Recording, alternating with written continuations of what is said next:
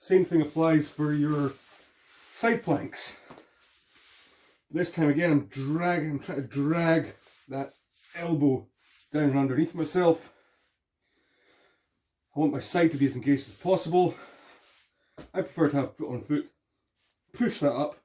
Little crunch of the abs here. Pull the elbow.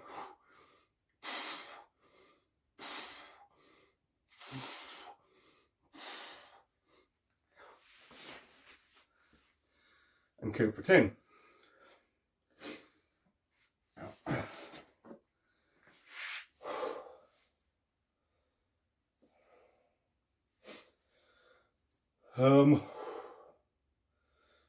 Okay, we can apply the same idea to the bird dog exercise.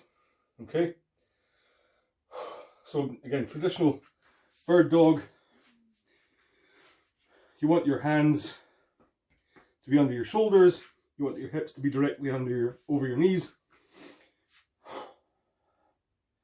You get your balance, you stabilize, you lift and down, lift and down.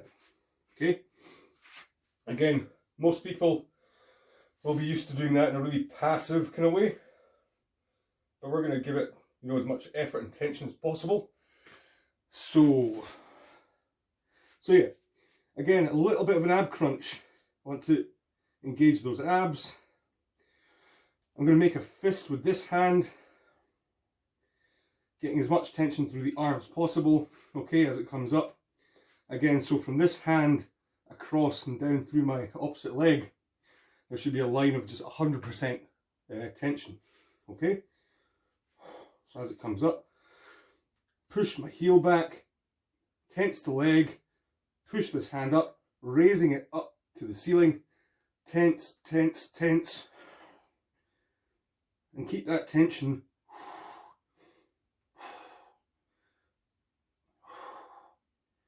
And then only relax as you come down. Then you swap, again, tension. Keep the tension in the abs, arm, glutes, leg, and then. Okay? The more you practice that, the more you'll get used to feeling the tension and synchronizing the tension. So it all kind of happens simultaneously, so you're not going to go in leg first, arm second.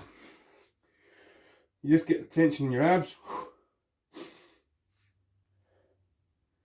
Simultaneous, and then from then everything should be working together. So yeah, give that one a shot.